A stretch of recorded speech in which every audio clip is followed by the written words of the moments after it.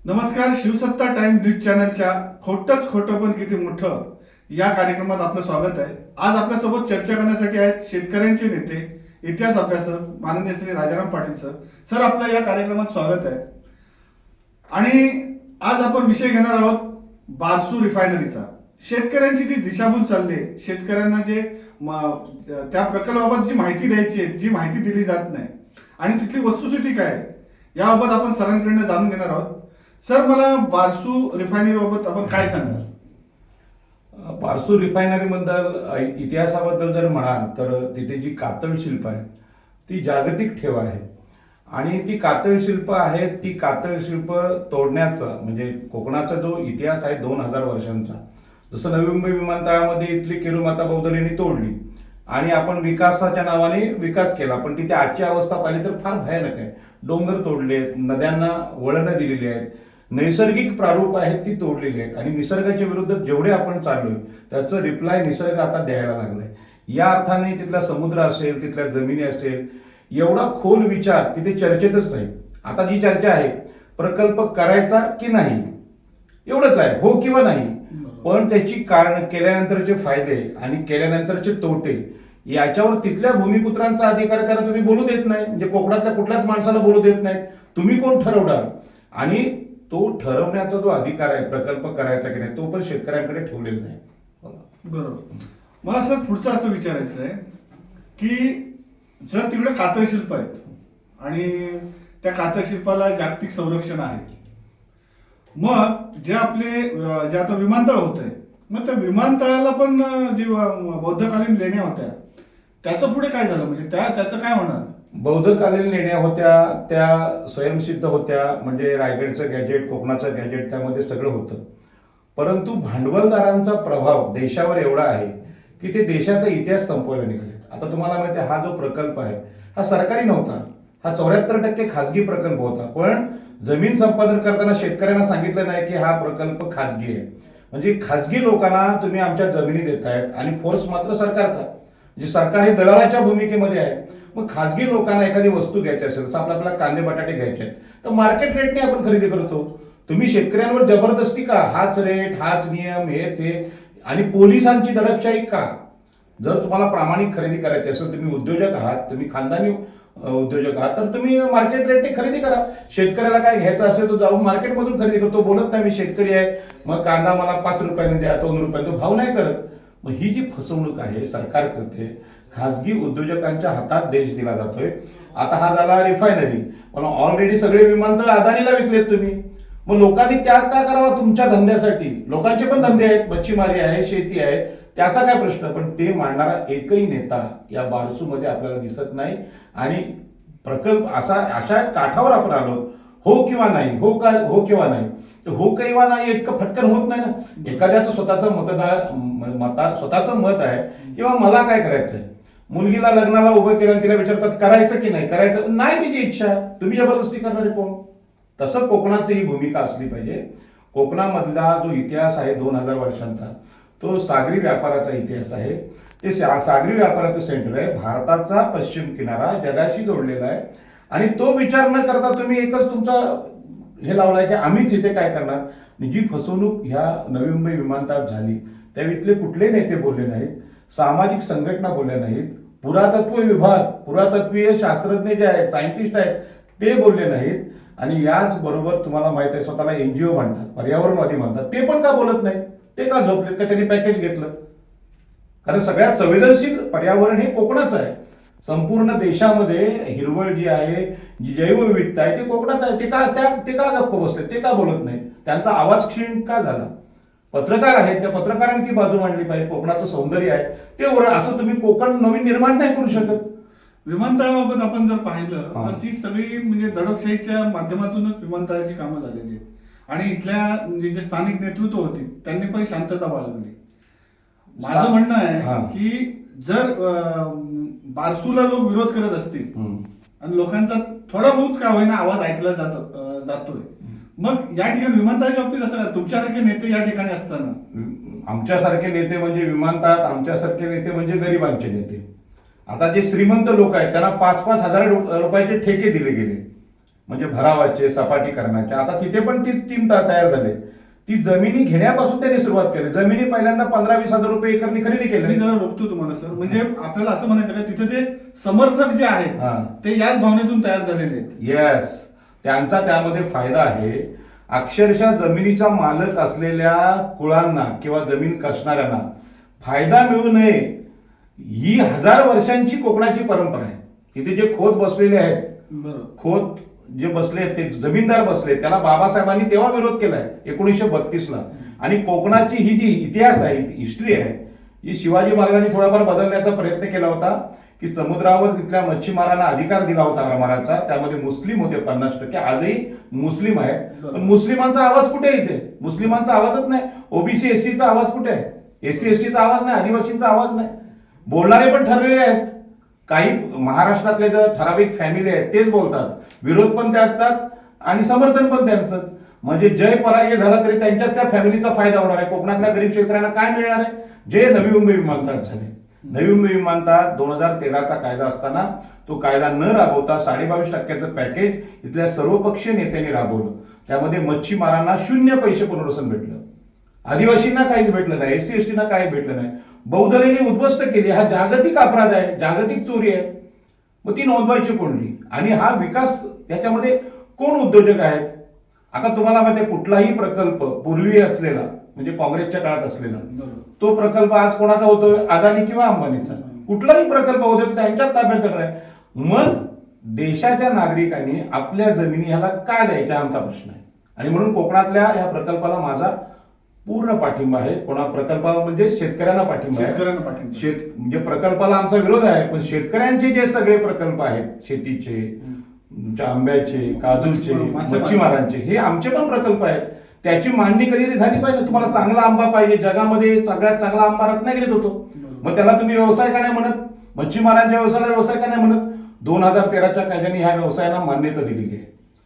त्यांचं पुनर्वसन तुम्हाला करावं लागेल. नवीन कोकण तुम्ही निर्माण करू शकता का? ते बारामतीला होईल का? ते नांदेडला होईल का? ते चंद्रपूरला होईल का? किंवा ते नागपूरला होईल का? नाही होऊ शकत. कोकण कोकण आहे. त्याच्यामुळे हा जो रिफायनरी प्रकल्प आहे, हा रिफायनरी प्रकल्प दूषित पाणी, बाकीच्या गोष्टी हे समुद्रात सोडायला मिळेल फुकट म्हणून आहे.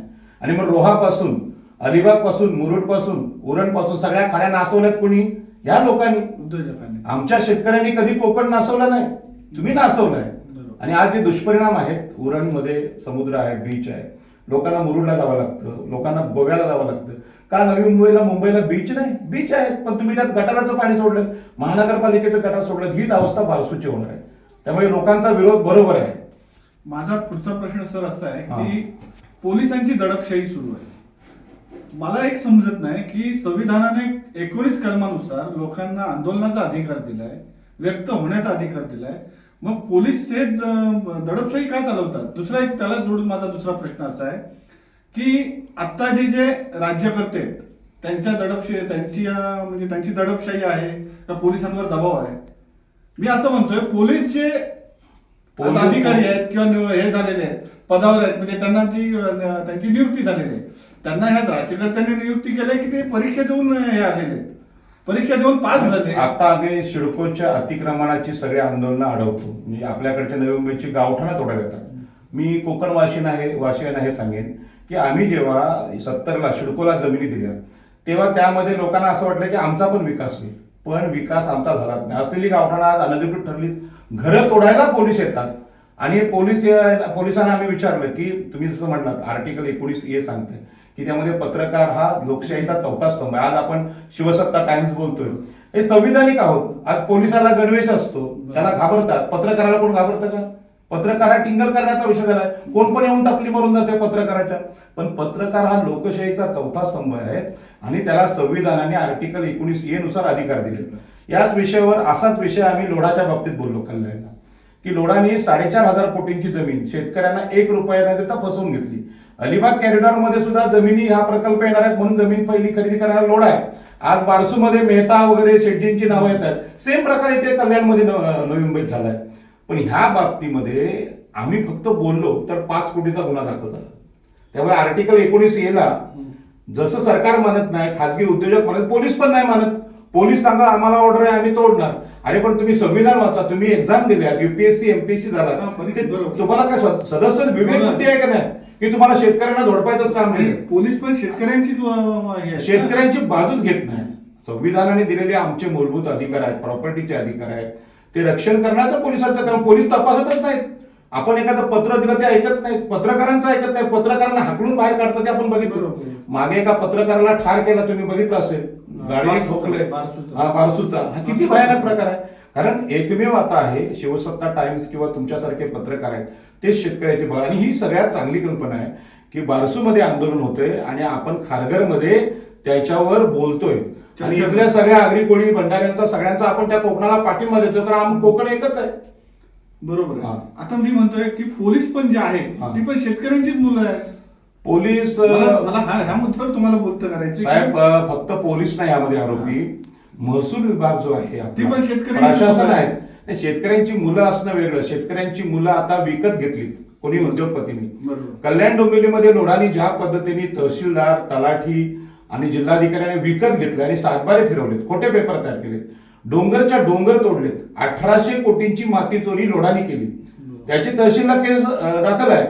परंतु रेतीचा एक गाडा, बैलगाडा आपण नेत असेल तर त्याला अरेस्ट करतात. एक झाड तोडलं आपण कोकणातलं तर त्याला फॉरेस्टवाले करतात. पण ही जंगलं तोडलीत लोढांनी, कारण ही सगळी सुपारी घेतली. आताचं प्रशासन, पोलीस हे उद्योजकांच्या हातात दिलंय. खरं म्हणजे त्यांना पगार आपल्या हातून जातो, आपल्या पण तो त्यांना पगार पुरत नाही. तो त्यांना पगार पुरत नाही. ते काय करतात, लोढाकडून किंवा एखाद्या उद्योगपतीकडून वेगळा पगार घेतात. त्याच्यामुळे आज तुम्ही तहसील कार्यालयात पाहिलं तर तहसीलदाराऐवजी 10-12 दुसरी माणसं आहेत, तलाठ्याच्या सोबत 10-12 माणसं आहेत. त्यांना विचारलं तुम्ही तुम्हाला पगार कोण देतो, ते काय सांगत नाही. म्हणजे उद्योजकांनी महसूल विभागात आपली माणसं पेरली. पोलिसांची पण ती स्थिती आहे. रिटायर्ड पोलीस आज या उद्योगांसाठी काम करतात. तिथे कल्याण डोंबिवलीमध्ये लोढाच्या बाबतीत आम्ही पाहिलं की रिटायर्ड पोलीस ऑफिसर आपल्या लोकांवर खंडणीच्या गुन्हे दाखल करतात, कोणाच्या शेतकऱ्यांवर तडीपाऱ्याचे गुन्हे दाखल करतात आणि शेतकऱ्याला संपवतात.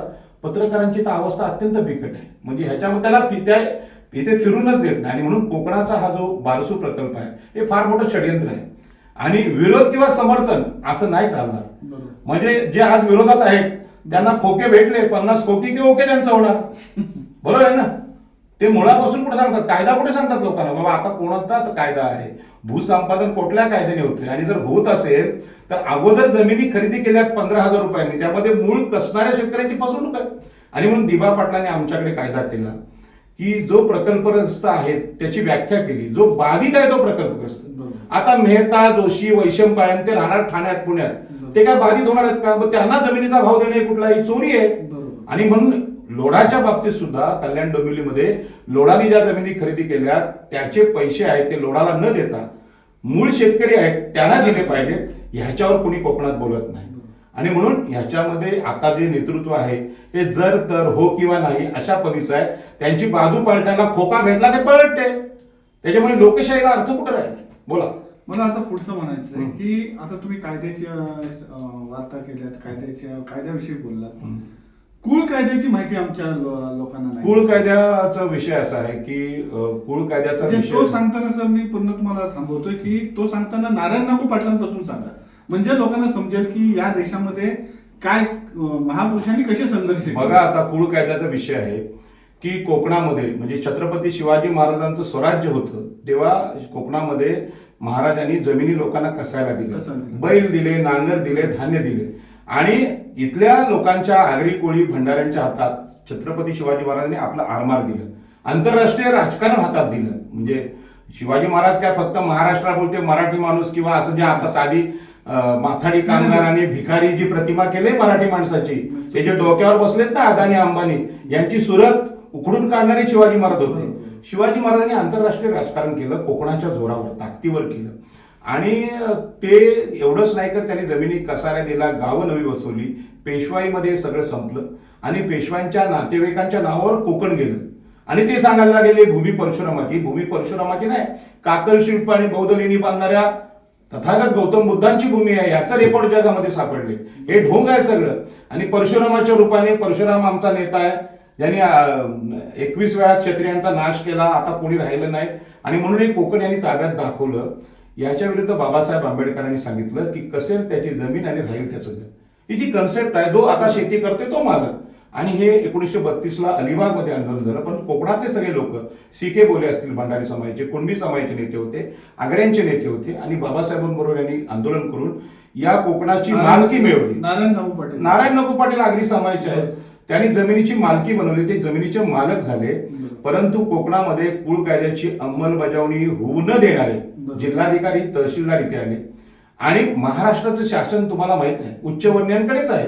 आणि त्यामुळे सर पुन्हा एकदा एक छोटासा सांगतो तुम्हाला मला त्याच्यात जोडायचंय की हे लोकप्रतिनिधी जरी आपले असले तरी प्रशासन जे आहे ते पूर्णपणे आरएसएसच्या ताब्यात आहे. आरएसएस म्हणण्यापेक्षा मनुस्मृतीचा प्रचंड प्रभाव प्रत्येकावर आहे. जसा उच्चवर्णीय जमीनदार कोकणातल्या खोतांवर आहे तसा आमच्या लोकांवर पण आहे. आम्हाला कधी वाटत नाही आम्ही जी जमीन कसतोय त्याचा पंचनामा करून तहसीलला 32 गजची कारवाई करून 7-12 बदलावा. कोकणातल्या शेतकऱ्यांची मुलं आलीत कुठे मुंबईत, त्यांना जमिनीचं महत्व वाटत नाही. पण आता एक लक्षात घेतलं पाहिजे, मी सुरुवातीला इथं तुम्हाला मुद्दा सांगितला, तर 500 कोटी रुपये एकर जर नवी मुंबईत सांडपाण्याला असेल तर ती जमिनीचा भाव कमीत होऊन किती झाला पाहिजे खाली कोकणात रत्नागिरीमध्ये, म्हणजे रायगड पासून रत्नागिरी लागून आहे, मग तिचा भाव कमीत किती व्हायला पाहिजे. इथे जर 500 कोटी सॉरी 200 कोटी एकर 200 कोटी रुपये एकर इथे आहे, 5 कोटी गुंठा इथे आहे, 200 कोटी रुपये एकर आहे इथे, तर कमीत कमी भाव रत्नागिरीमध्ये 100 कोटी एकर पाहिजे. पण तिथे चर्चा कुठली चालू आहे 40 लाखाची. मग इथून मोठमोठे नेते जातात तिथे सभा घ्यायला. मी नावं घेतलं तर राग येईल कदाचित सगळ्यांना, परंतु ते सगळे नेते आहेत, त्यांना मुंबईचा भाव माहित आहे, नवी मुंबईचा माहित आहे. त्या गरीब शेतकऱ्याला तुम्ही का सांगत नाही 100 कोटी रुपये एकरची जमीन आहे तुमची. पण ती 100 कोटी रुपये एकरची जमीन आपण सांगितली तरी ऑलरेडी जमीन ते अप्पर कास्टच्या मेहता बितानी खरेदी केले, शेठजी भटजींनी केले. आणि बाबासाहेब आंबेडकर गेल्यानंतर जे आंदोलन कोकणात व्हायला पावतं त्या आंदोलनामध्ये जमिनींची मालकी आपण कुळ कायद्याने करून घ्यायला पावती, ती अंमलबजावणीची चळवळ झालीच नाही. आणि शेतकऱ्याला जमिनीचं महत्व सांगणारं नेतृत्व नव्हतं. आणि त्याच्यामुळे आज नवी मुंबई पासून पूर्ण रत्नागिरी सिंधुदुर्ग पर्यंत शेतकरी हा गुलाम आहे, त्याला काडीची किंमत राहिली नाही. आणि म्हणून हे जे आहे नाणार प्रकल्पाच्या वेळी न्यायमूर्ती कोळशे पाटलांवर बंदी घातल्यानंतर आम्हाला त्यांनी उरणमधून बोललं होतं. तेव्हा मी कोळशे पाटलांना सांगितलं, कोळशे पाटील साहेब, इतर हक्कात असलेले आमचे मागासवर्गीय शेतकरी आहेत, ओबीसी शेतकरी आहेत, ते 7-12वर मालकच नाहीत. म्हणजे प्रकल्प आला तरी पैसे कोण घेणार? जमीनदार घेणार, सावकार घेणार. हा कोकणातला मुख्य प्रश्न आहे. पण ह्याच्यावर कोणी चर्चा करताना दिसत नाही. आणि चर्चा फक्त लढाई दाखवतात, मी तुमच्या बाजूने, हे सगळे एकच आहे. कारण कुळ कायद्याच्या अंमलबजावणी हिंमत असेल, मी महाराष्ट्राच्या महसूल मंत्र्यांना सांगतो, राधाकृष्ण विखे पाटलांना, कुळ कायद्याची कडक अंमलबजावणी करा. जे जमिनीचे मालक आहेत, जे प्रकल्पग्रस्त त्यांनाच पॅकेज द्या. हे सगळ्यांना हाकलून काढा. हे जे कोणी मेहता बिता आलेत ना यांच्या पेटाटात लाथा घाला. जमत नसेल तर आम्हाला बोलवा. ही भयानक फसवणूक आहे. पण हे एवढं फावतं कसं काय त्यांचं, म्हणजे जागा घेणं वगैरे हे ते फावतं म्हणजे पुन्हा एकदा सांगतो, देशाची जी विचारसरणी आहे ते मनुस्मृतीच्या समर्थकांची. सामान्य गरीब माणसाला कोणी सांगत नाही. त्याला असं वाटतं की देव आपला आकाशातून बघतो आणि आमची गळ्याला फास लागेल तेव्हा देव येईल. देव येणार नाही. देवाचा सुद्धा मालकी हक्क निश्चित झालेला आहे. तो उच्चवर्णीयांचा आहे, तो गरिबांचा देवच नाही. आणि ह्याच्यामुळे कोकणाचा बळी घेतला. कोकणातला माणूस सगळ्यात जास्त धार्मिक आहे. त्याला वाटतं की आमचा न्याय देव करेल. पण या चोऱ्या, आता ह्या ज्या कंपन्यांची खरेदी विक्री झाली, अदानींनी विमानतळ घेतले, कंपन्या घेतल्या, देव त्यांचं वाकडं करतोय का? त्याचा शेअर वाढतच चाललाय. आणि तो हिंडेनबर्गनी सांगितलं परदेशातून की यांनी चोरी केली, तरी आपले लोक ऐकायला तर नाही, न्यायालय काही चौकशी नाही करत. ह्या परिस्थितीमध्ये आता प्रचंड संघर्षाचं आंदोलन झालं पाहिजे. जे बंड छत्रपती शिवाजी महाराजांनी केलं, जे डॉक्टर बाबासाहेब आंबेडकरांनी केलं, हे महापुरुष फक्त हार घालण्यासाठी आणि अगरबत्त्या लावण्यासाठी नाहीत, ते लढणारे महापुरुष आहेत. तसं तुम्हाला करावं लागेल. यासाठी काय करावं लागेल? म्हणजे एक मुद्दा मी आता तुम्हाला महत्वाचा सांगतो. काल उद्धवसाहेब ठाकरेंची महाडला सभा झाली. त्यावेळी त्यांनी एक जो मुद्दा त्या ठिकाणी सांगितला की पोलीस जो अत्याचार बारसूला करत होते, जर तुम्ही असा अत्याचार करत राहिलात तर मी संपूर्ण महाराष्ट्र घेऊन त्या ठिकाणी उतरेन. मी तोच एक मुद्दा घेऊन इकडे बोलतोय की या ठिकाणी जो शेतकरी बहुजन समाज आहे त्याची संख्या एवढी आहे आणि तो जर मोठ्या संख्येने रस्त्यावर उतरला तर ह्यांची पळापळ होणार नाही काय? कसं आहे, आपल्या देशाचं जे संविधान आहे आणि लोकशाही ही अहिंसक आहे. तुम्हाला जर बदलच करायचा असेल तर मंत्रालय बाजूला आहे कोणाच्या, माननीय उद्धवजी ठाकरेंच्या. मागे मी मातोश्रीवर गेलो होतो आणि त्यांना विनंती केली की विमानतळाला नाव दिबा पाटलांचं आहे, तुम्ही वडिलांचं मागे घ्या. त्यांनी घेतलं. मोठ्या मनाचा माणूस आहे. परंतु ही जी स्टाईल आहे ना, आम्ही महाराष्ट्र उतरवू तिथे, काय कायदा सुव्यवस्था धोक्यात का आणायची? साधं काम आहे. मंत्रालयासमोर एक धरणं आंदोलन करा की कोकणाचा मूळ शेतकरी आहे, त्याची तब्येत जरी बघितली तरी तो 35 किलो वजनाचा आहे, म्हणजे तो सुकलेला आहे अक्षरशः. बरोबर. तो लगेच समजतो. लोढा हा तिथला शेतकरी नाही, बरोबर. कुठला मेहता नाही गुलाबी गालांचा, तिथला बरोबर. शेतकरी तुमच्यासारखा आहे. बरोबर. कातळ शिल्पच आहोत आपण बरोबर. तिथले. बरोबर आहे. बरोबर. मग हे उद्धवजींना समजलं पाहिजे, मंत्रालयात तुम्ही हे करा. बरोबर. हे जे झालंय की नाही, मेहतानी जी जमीन खरेदी केली, तो खरेदी व्यवहार करणारा रजिस्ट्रार असेल, तहसीलदार असेल, तलाठी असेल, ज्यांनी सातबारे फिरवले, त्यांच्यावर गुन्हे दाखल करा. प्रशासनावर गुन्हे का नाही दाखल होत? बरोबर. 2013च्या कायद्यामध्ये आहे, जर प्रशासकीय अधिकाऱ्यांनी 2013चा भूसंपादन कायदा सांगितला नाही, शेतकऱ्यांचे फायदे सांगितले नाही, तर त्याच्यावर गुन्हे नोंद करता येतात. तुम्हाला गर्दी आणायची गरज काय? भारत पाकिस्तान युद्ध नाही ते. बरोबर. ही लोकशाही आहे, संविधान आहे. शेतकऱ्यांच्या वतीने न्यायालयात जा तुम्ही, तुमच्याकडे 100 वकील पडलेत. मला असं वाटतं की उगाच शेतकऱ्यांना भावनिक करू नका. जर शेतकरी जर पेटला आणि भडकला तर महाराष्ट्र उठवायची गरज नाही. या कोकणाने इंग्रज, पोर्तुगीज, फ्रेंच, डच यांना हाकलून लावलंय समुद्रातून. ते कोकणातला शेतकरी दुबळा समजू नका. अरे जे घाटावरच्या सगळ्या महाराष्ट्राला जमलं ते कोकणात केलंय, आणि म्हणून महाराजांनी राजधानी कोकणात आणले, रायगडावर. ती बारामतीला का नाही केली? त्यामुळे कोकणातल्या शेतकऱ्यांना कोणी मूर्ख समजू नये. पण आता जी फसवणूक चालू आहे, कोकणामध्ये अनेक बुवा बापू आहेत, धार्मिक संप्रदाय आहेत, ते एक शब्दाने बोलत नाही की शेतकऱ्यांवर अन्याय होते. दिबा पाटलांच्या आंदोलनाला कुठलाही महाराष्ट्र पाठिंबा देत नाही. बरोबर. दिबा पाटलांनी सिडको विरुद्ध यशस्वी आंदोलन केलं, 12.5% पुनर्वसन कायदा आणला. त्यांना महाराष्ट्र भूषण नाही आहे का? नाही. दत्ता पाटलांना आहे का? नारायण बाबूंना आहे का? नाही. बाबासाहेबांना खूप उशिरा भारतरत्न भेटला, बरोबर. पण सचिन तेंडुलकरला पण भारतरत्न. दोघांची योग्यता एक आहे का? मग याच्यावर शंका येते नाही? म्हणजे शंका आहेच, पण हा विचार कोणी केला पाहिजे? लोकशाहीमध्ये गरीब सामान्य नागरिकांनी केला पाहिजे. आम्हाला शेतकऱ्यांना कळलं पाहिजे आमचा तारणहार कोण. तुम्हाला सर गरीब नागरिकांना तुम्ही म्हणता गरीब नागरिक विचार करा, त्यांना तर देवा धर्माच्या बुवा बाबांच्या मागे लावून ठेवलेलं आहे. मागे लावून ठेवलंय, ह्यामध्ये दुसऱ्याला दोष देता येत नाही. स्वतःला अक्कल आहे ना आपल्याला. आपण चिंतन केलं पाहिजे, माझं कोण. कुळ कायदा कोणी केला? हो, बाबासाहेब आंबेडकरांनी केला. देशात बॅरिस्टर कमी होते का? नेते कमी होते का? त्यांना का नाही कळलं कुळांना अधिकार दिले पाहिजे? तसं कोकणाचा जो सुपुत्र आहे तो आहे डॉक्टर बाबासाहेब आंबेडकर. त्यांचं कुळ कायदा आपण वाचला पाहिजे. कुळ कायद्याची अंमलबजावणी करा, एवढं वाक्य आज विरोधी पक्ष म्हणून उद्धवजींनी सांगितलं. शिवसेनेचे प्रमुख आहेत ते, आणि शिवसेनेला पाठिंबा दिलाय कोकणाने. आगरी कोळी भंडारी पहिले शाखा प्रमुख आहेत. माझ्या काकांना ठार केलेलं आहे यामध्ये विरोधी पक्षाने, आणि म्हणून शिवसेना उभी राहिले. हे उद्धवजींना पण मी बोललो मातोश्रीवर की आम्ही आगरी कोळी भंडाऱ्यांनी शिवसेना उभी केली, आणि त्यांचं कोकण तुम्ही लुटायला निघालेत. आणि म्हणून 1996 साली युतीचं सरकार असताना मनोहर जोशींनी कुळ कायद्याची अंमलबजावणी थांबवली, कारण त्यांनी जातीची बाजू घेतली, ब्राह्मणांची बाजू घेतली. या मुद्द्यावर बोललं पाहिजे. कारण मनोहर जोशींनी कारण त्यावेळी एक कायदा केला की घरपोच सातबारा, पण हा घरपोच सातबारा ब्राह्मणांच्या नावावर केला. आणि म्हणून शिवसेनेला बुडवलंय कोणी? जे शिवसेना सोडून कोण गेले किंवा शिवसेनेला फसवले कोणी, हे उद्धवजींनी समजावं. खरं म्हणजे हा आपला राजकीय मुद्दा नाही, पण कोकणाचा मुद्दा आला म्हणून सांगतो. कोकणातले जे ओबीसी, SC, ST, भंडारी, आदिवासी, आगरी आहेत, त्यांनी शिवसेना मोठी केली, आणि त्या कोकणामध्ये त्यांना जर उद्ध्वस्त केलं तर संपणार. आणि आज बघा नवी विमानतळात 10 गावं आमची उद्ध्वस्त केली.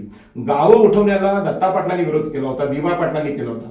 पण दत्ता पाटील आणि दिबा पाटलांसारखं महाराष्ट्राच्या विधानसभेतलं विरोधी पक्ष नेतृत्व संपलं. आजचा जो विरोधी पक्ष आहे ना, तो फॉर आहे कोणाला? सत्ताधाऱ्यांना. विरोधी पक्षच नाही ते. आणि म्हणून पत्रकारांवर आणि सामान्य लोकांच्या आंदोलनावर ही जबाबदारी आहे.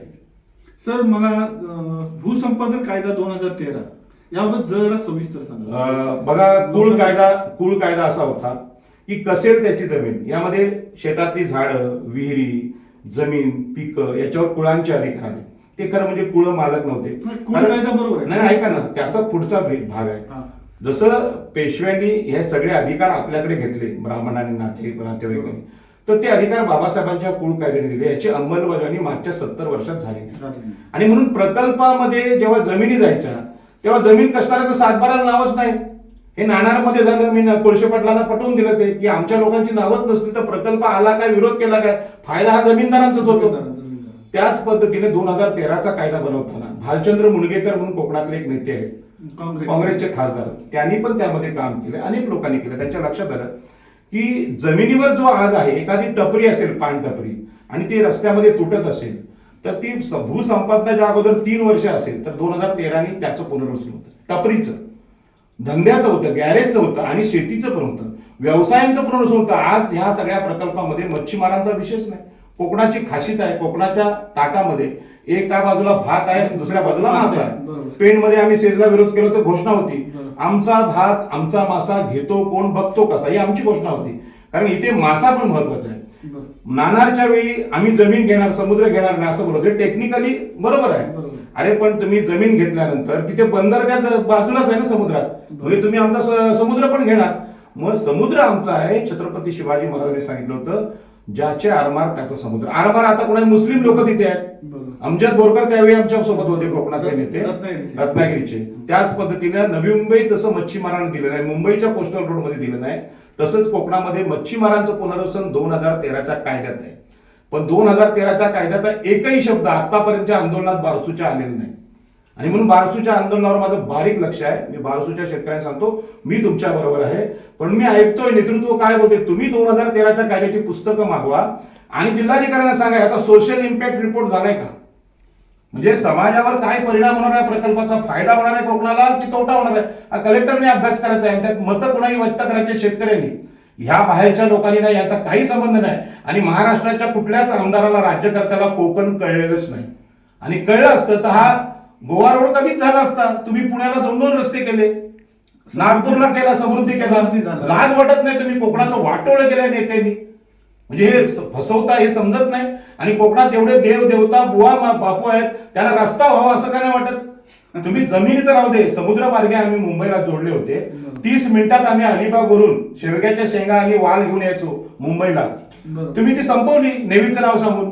आम्ही शिडाच्या ओढीने प्रवास करायचो. छत्रपती शिवाजी महाराजांच्या काळात आम्ही आरमाराचे प्रमुख होतो. पण कोकणाचा हा सगळा इतिहास संपवलेला आहे. आणि ज्या अत्यंत सुंदर आणि महागड्या जागा आहेत त्या घेण्याचा, ताबा घेण्याचा प्रकार आहे. आज विमानतळ होईल की नाही कोणाचा विश्वास राहिलेला नाही. कारण विमानतळाची जी जागा आहे ती समुद्रात भराव करून केली. आणि जे तज्ज्ञ सांगतात की विमान जेव्हा लँड होतं तेव्हा तो धक्का बसतो. आणि भराव केलेली जागा असेल तर विमानाचं टोक आहे ना, नाक ते आपटणार आहे आणि मरणार आहेत विमानतळात लोक. पण त्यांचा विमानतळाचा उद्देशच नाही. त्यांना 5 कोटी गुंठ्याची जागा घ्यायची होती म्हणून त्यांनी विमानतळाचा कायदा लावला. विमानतळ होईल याची गॅरंटी नाही. त्याच पद्धतीने विफारवीची नाटकं आहेत ती. जमिनी करून ठेवल्यात लोकांनी, तिथल्या मूळ शेतकऱ्याला हकललंय, त्या शेतकऱ्यांनी ताबा घ्यायचा. या मेहता हकलून द्यायचं. जसं आम्ही बाबासाहेबांच्या काळात हकललं होतं की शेटजी भटजीच्या विरुद्ध लढाई होती. महात्मा फुलेंची लढाई शेटजी भटजींच्या विरुद्ध होती, बाबासाहेबांची होती. हे पाहिजे कशाला नाटकं. पण या विषयावर कोकणातल्या आंदोलनाची चर्चा होत नाही. बारसूची चर्चा भलत्याच विषयावर होते.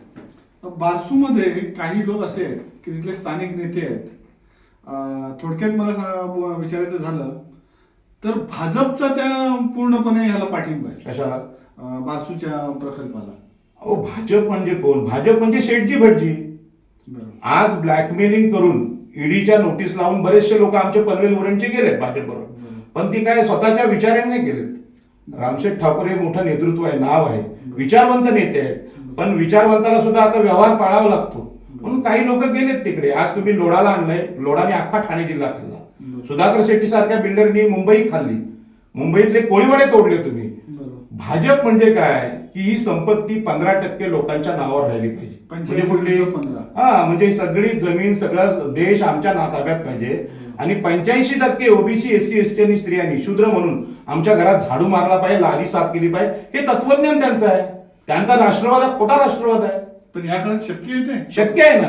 आज बघा, तुम्हाला आश्चर्य वाटेल की भाजप सरकार आल्यानंतर इथले जे कंटेनर यार्ड आहेत त्यामध्ये लोकांना पगार 15 ते 20 हजार असायचा. आज तो 10,000वर आलाय. 8,000 करायची असेल नोकरी करा.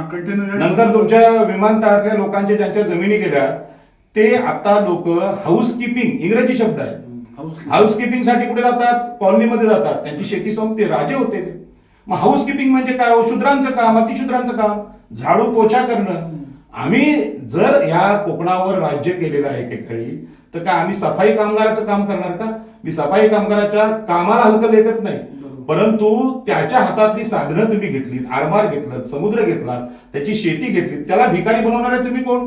आणि म्हणून भाजपचं जे तत्वज्ञान आहे हे पेशवाईचं आहे, हे मनुवादाचं तत्वज्ञान आहे, लोकशाहीचं नाही. बाबासाहेबांच्या लोकशाहीची त्यांनी पूर्ण वाट लावलेली आहे. आणि म्हणून माझ्यासारख्या माणसावर 5 कोटीचा गुन्हा लोढा लावतो, ज्याच्या अकाउंटला 35,000 रुपये नाहीत, 35 रुपये नाहीत. कुठून देणार आम्ही पैसे? पण आमचा बोलण्याचा अधिकार तुम्ही घेऊ शकत नाही. तुम्हाला मारायचं असेल तर मारा, हिंमत असेल तर. आम्ही नाही घाबरत. पण सर हे सरळ सरळ दिसत असताना भाजपवाले हे करतात, मग भाजपला लोक निवडून का देतात हे? भाजपला लोक निवडून देत नाही. मी स्वतः लोकसभा लढलोय, मावळ लोकसभा लढलोय. मला माहित आहे की मला जो प्रचार इथे होता, पनवेलची सभा बाळासाहेब आंबेडकरांची झाली आणि घाटावरच्या सभा सगळ्या होत्या, इतक्या तुफान सभा होत्या. कमीत कमी मतदान माझं होतं 3.5 लाख, कमीत कमी. पण कागदावर दाखवलं 76,000. हा सगळा मशीनचा खेळ आहे. आणि मशीन ज्यांच्या हातात आहे ते तुमचं मत बदलतात. आज माझी मुलाखत तुम्ही घेतलेली आहे. तुम्ही ठरवलं तर ते काटू पण शकता, ढापू पण शकता, पण तुम्ही दाखवू पण शकता. तसं आपली मतं मशीन मध्ये गेल्यानंतर ती भाजपला जातात. तुम्ही काय करा? लोक तर प्रामाणिक आहेत, मी प्रामाणिक आहे. आज श्रीरंग बारणे किंवा पार्थ पवार यांनी जेवढं काम केलं त्याच्यापेक्षा जास्त काम माझं आहे. रोजच मी समाजात आहे. लोक प्रामाणिक मतं देतात, पण मशीन मध्ये टाकल्यामुळे मताचं रूपांतर वॉशिंग पावडर निर्मा, ते जे गाणं आहे ते सत्य आहे. आता भाजप हे वाईट करते आणि लोकशाहीमध्ये भाजपचं विरोधक होणं हे माझा अधिकार आहे. कारण बाबासाहेब म्हणाले होते, पंतप्रधानाच्या तोडीचाच उलट थोडासा जास्त विरोधी पक्षाचा नेता असला पाहिजे. आणि म्हणून आता खासदार श्रीरंग बारणे आहेत. आम्ही आमच्या मच्छीमारांची कोकणाची बाजू मांडणार. मच्छीमारांना 1 रुपया दिला नाही या एअरपोर्टमध्ये. बारणे साहेब का नाही बोलतो? नेता झाला की तो आपल्याकडे घ्यायचा आणि त्याचा खरं कन्सेप्ट जे आहे विधानसभेची आणि लोकसभेची, ते लोकांचे प्रश्न मांडणं, लोकांच्या अधिकारांचे कायदे मांडणं सभागृहात, त्यासाठी आहे. भांडवलदारांच्या समर्थनासाठी नेते नसतात. त्याच्यामुळे भाजपचं विरोधक सगळ्या देशांनी होणं एक काळाची गरज आहे. आणि त्यांची ताकद पण एवढी मोठी आहे की आपल्याकडे साधनं नाहीत, काहीच नाहीत. अशा परिस्थितीमध्ये लोकांच्या अधिकारासाठी लढलं पाहिजे. आता राग भाजपवाल्यांनी धरू नये, नाही तर उद्या तुम्ही राजाराम पाटलाला ईडी लावाल तर आमच्याकडे पैसे तर नाहीच काय. पण ते कराल तुम्ही, ते तसं काय करू नका. आम्हाला बोलण्याचा अधिकार आहे. आमच्या बोलण्याला तुमची उत्तर पाहिजेत आम्हाला. पण तुम्ही आता माझी खासदारांचा मुद्दा काढला, पण खासदार मी एक जर पाहिलं म्हणजे जे निवडून गेल्यापासून म्हणजे उरण पनवेल ह्या पट्ट्यात ते कधी दिसलेच नाहीत. गरजच नाही ना त्याची. तुम्हाला लुटण्यासाठी, दडपण्यासाठी, तुमचा आवाज दाबण्यासाठीच खासदार आता आहेत. ही नवीन लोकशाहीची व्याख्या झालेली आता. काय कराल तुम्ही? बरोबर आहे. आता पुढचा एक असा प्रश्न आहे माझा की तुम्ही काय म्हणजे आता शेतकऱ्यांचा प्रश्न झाला बरोबर, पण मच्छीमारांचं काय? त्यांचा समुद्र जातोय. मध्ये तुम्ही एक मागणी केली होती की सातबाऱ्याचा जसा म्हणजे तुम्ही शेतीचा जर सातबारा करता तर समुद्रावरचाही सातबारा झाला पाहिजे आणि त्याचा मालक तो मच्छीमार आहे. काय सांगाल त्याबद्दल? कसेल त्याची जमीन आणि राहील त्याचं घर, ही जी लिडरशिप आहे डॉक्टर बाबासाहेब आंबेडकर आणि नारायण नागोंची आहे. कोकणातल्या शेतकऱ्यांनीच हा कायदा केला, देशाला दिला. त्याच पद्धतीनं कसेल त्याचा समुद्र याचं फाउंडेशन छत्रपती शिवाजी महाराजांनी टाकलं. त्यांनी सांगितलं ज्याचे आरमार त्याचा समुद्र. बरोबर आहे. आता तुम्हाला सांगतो बघा, आरमार म्हणजे काय तर समुद्रात तुम्हाला पोहता आलं पाहिजे. महाराष्ट्राच्या विधानसभेतल्या सगळ्या आमदारांना आम्ही समुद्रात घेऊन जातो. तुम्ही खोके बिके करायला गेलात ना, समुद्रात टाकून द्यायचे, वाशीच्या खाडीत टाकून द्यायचे. जो तरेल तो बाजूला येईल. लायकी नाही, तुम्ही राज्यच करायचं नाही. कारण छत्रपती शिवाजी महाराजांचं नाव घेतो त्याला पोहता आलं पाहिजे. छत्रपती शिवाजी महाराज महाडच्या खाडीमध्ये जाऊन पोहायचे, ते पोहायचे. अब्दालीने आपल्यावर जेव्हा हल्ला केला इकडे पानिपतची लढाई, अब्दाली डोहामध्ये जाऊन रोज पोहायचा. पोहण्याने ताकद वाढते. ताकदी लोक कोकणातले आहेत, पण त्यांना आता लेखणीने पेशवाईने फसवलेलं आहे. तर ही जी कसेल त्याची जमीन ही कन्सेप्ट आहे, त्याच पद्धतीने कसेल त्याचा समुद्र ही छत्रपती शिवाजी महाराजांची कन्सेप्ट. आणि कोकणातल्या प्रकल्पामध्ये हा विषय चर्चेला नाही. आम्ही नवी मुंबई विमानतळ सिडकोने जी फसवणूक केलेली आहे त्या फसवणुकीमध्ये आता आम्ही आंदोलन राबवतोय की प्रत्येक मच्छीमार महिलेला पुनर्वसन 2013च्या कायद्याने आम्ही देतोय. कोकणातल्या शेतकऱ्यांनी आम्हाला विचारलं, मी सभा करायला तयार आहे कोकणामध्ये आणि सगळ्या मच्छीमारांना पुनर्वसन द्यायला तयार आहे. आणि समुद्रावरच्या शेतकऱ्यांचं पुनर्वसन होत नाही तोपर्यंत हा प्रकल्प होऊ शकत नाही. यासाठी आपण सुप्रीम कोर्टात जाऊ शकतो. या नेत्यांच्या दारात भीक मागायची गरज नाही. नागरिकांचे अधिकार आहे. बारसूच्या शेतकऱ्यांना तुम्ही मार्गदर्शन कराल? प्रश्नच नाही. आपले लोक आहेत, आपण तिथे सभा लावू. आणि ही जी दिबा पाटलांची जी परंपरा आहे इथली, ही संघर्षाची विजयी परंपरा आहे दत्ता पाटलांची. आणि ही परंपरा कोकणाला देणं आपलं काम आहे. कारण ह्याचं फाउंडेशन पुन्हा छत्रपती शिवाजी महाराज बाबासाहेब यांनी मांडलेलं आहे. छत्रपती शिवाजी महाराजांनी जे हे आरमार उभं केलं हे मनुस्मृतीच्या विरोधात केलं. आणि ज्या मनुस्मृतीने छत्रपती शिवाजी महाराजांच्या राज्याभिषेकाला विरोध केला ती मनुस्मृती बाबासाहेबांनी जाळलेली आहे. आणि म्हणून रायगडवाल्यांवर फार मोठी जबाबदारी आहे. तुम्ही सांगा, आपण बारसूमध्ये जायला तयार आहोत आणि इंच जागा लढवू, त्यांना पाय ठेवू देणार नाही. आणि पुन्हा एकदा सिद्ध करू, ही परशुरामाची भूमी नाही, ही बुद्धाची ही बुद्धाची भूमी आहे, बाबासाहेबांची भूमी आहे, नारायण नगूंची आहे, सी.के. बोलींची आहे, कुणब्यांची आहे, भंडाऱ्यांची आहे, आगऱ्यांची आहे. ही कन्सेप्ट कोकणाला कळली पाहिजे. आणि म्हणून जे भाजप किंवा उच्चवर्गीय लोक, शेटजी बडती लोक आज विरोध करतात, म्हणजे ह्याला मदत करतात कोणाला प्रकल्प, त्याचं कारण ते त्यांना तुम्हाला सातबावरून विस्थापित करायचं आहे. सर, तुम्ही आता एक सी.के. बोलेंचं नाव घेतलं, कारण सी.के. बोले हे भंडारी समाजातले, हो. त्याचा फार मोठा इतिहास कोकणात आहे. हो, आज कोकण रेल्वेची जी मूळ संकल्पना आहे ती सी.के. बोलेंची आहे. प्रश्नच नाही. पण बहुजन समाजातील लोकांना ह्या व्यवस्थेने अहो, मायनाईक भंडारी हे छत्रपती शिवाजी महाराजांचे आरमाराचे प्रमुख, प्रमुख. दौलत खान हे आरमाराचे प्रमुख. प्रमुख. त्या मुसलमानांना आता कोणी शब्दाने विचारत नाही हा प्रकल्प करायचा की नाही. बरोबर, कोकणात मुसलमानांची संख्या जास्त प्रश्नच आहे. नाही. किनारपट्टीला ते 50% मुस्लिम लोक हे आरमाराचे सैनिक आहेत बरोबर. आणि 50% आम्ही आहोत. मग समुद्रावर जायचं असेल तर आम्हाला विचारावं लागेल.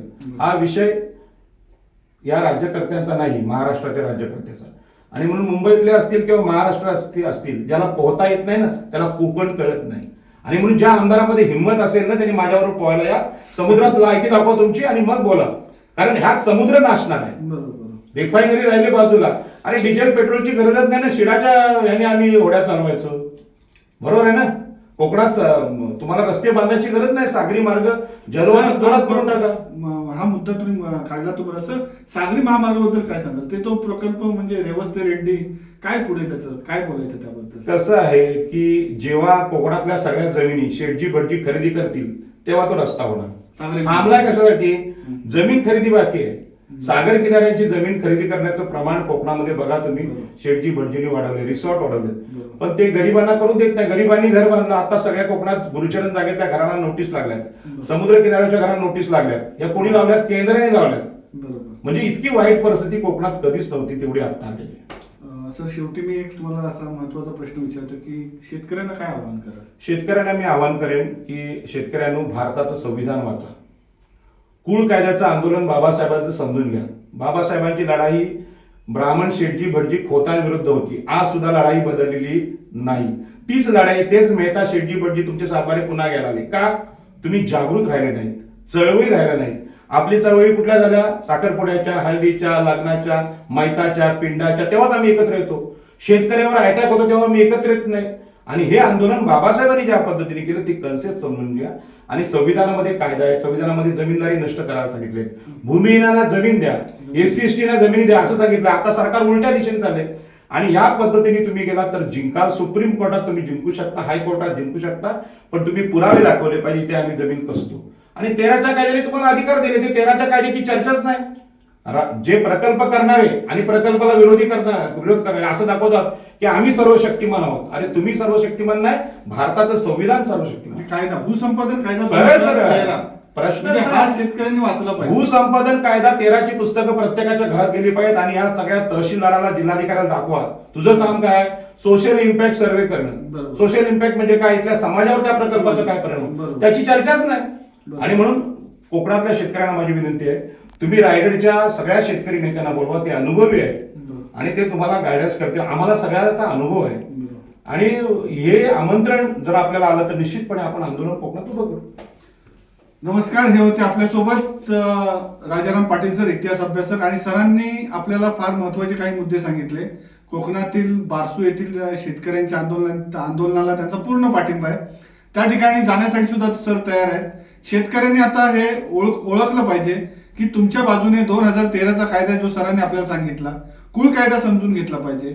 आणि सरांनी महत्वाचं एक सांगितलं की लढाया बदललेल्या नाही आहेत, पूर्वीच्याच लढाई आहेत, फक्त तिथली लोक बदललेली आहेत. त्यामुळे इथल्या बहुजन समाजाने इतिहास जाणून घेतला पाहिजे. डॉक्टर बाबासाहेब आंबेडकर म्हणतात, जो समाज जो देश इतिहास विसरतो तो इतिहास घडवू शकत नाही. आपल्याकडे ही स्थिती झाली. आपल्या इथला इतिहास नष्ट झाल्याने लोकांना खरा इतिहास माहिती नाही आहे. आणि सरांनी जी माहिती दिली ती माहिती एवढी उपयुक्त माहिती आहे की हे कायदे जर समजले तर शेतकरी स्वतःचाच उद्धार करण्यासाठी सक्षम होईल. आणि माझी विनंती आहे बारसूकरांना की राजाराम पाटील सरांसारखे जे नेते आहेत, शेतकऱ्यांचे नेते आहेत, कोळसे पाटलांसारखे जे नेते आहेत, अन्य जे बहुजन समाजातले शेतकरी चळवळ चालवणारे नेते आहेत, त्यांचं तुम्ही मार्गदर्शन घ्या. आणि बारसूला जो प्रकल्प होणार आहे रिफायनरी, ग्रीन रिफायनरी असं त्याला नाव दिलंय, खरं म्हणजे शेतकऱ्यांची दिशाभूल आहे. आणि त्या विरोधात तुम्ही एक आंदोलन उभं करा. सरांचं तुम्हाला मार्गदर्शन राहील. आणि आपल्याला कोकण वाचवायचंय. शिवसत्ता टाइम न्यूज चॅनलची हीच भूमिका आहे. जय जिजाऊ जय शिवराय. शिवसत्ता टाइम्सला सबस्क्राईब करून बेल आयकॉनवर क्लिक करायला विसरू नका.